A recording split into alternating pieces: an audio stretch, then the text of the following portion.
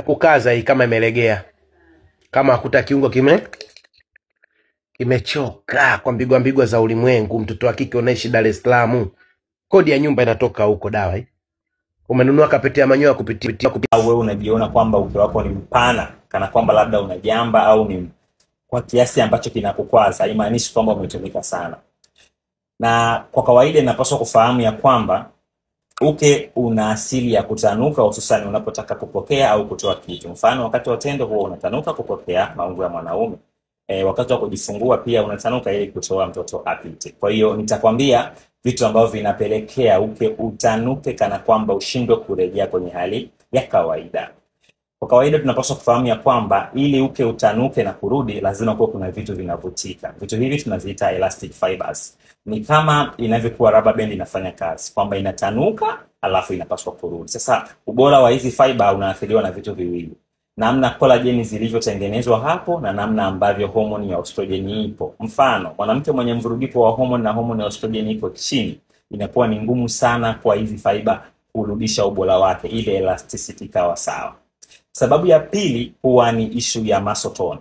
Kwa kawaida nyonga lina misuli. Hii misuli iliyopo kwenye hizi flow huwa ina kazi nyingi. Miongoni mwa vitu ambavyo vinaharibu au vinafanya misuli hii iwe stressed sana ni pamoja na zoezi la kujifungua.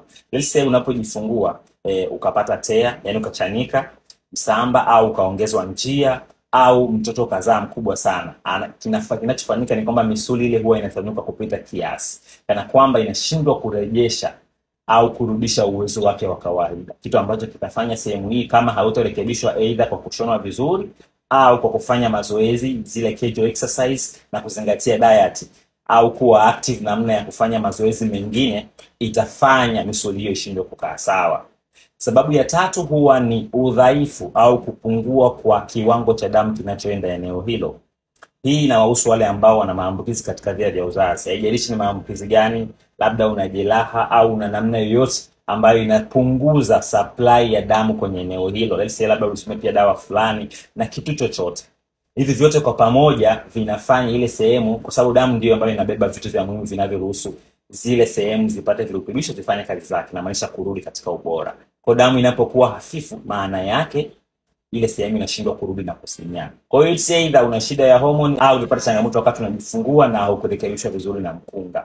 The rest ni mambo ya diet na mazoezi. So kama una changamoto hiyo na hujui ufanyeje, ninayo program ya kukuongoza na tukabana vitu vikakaa sawa. Niambie kwenye comment, unadhani umri unaweza kuwa sababu ya uke kuwa mpana au la?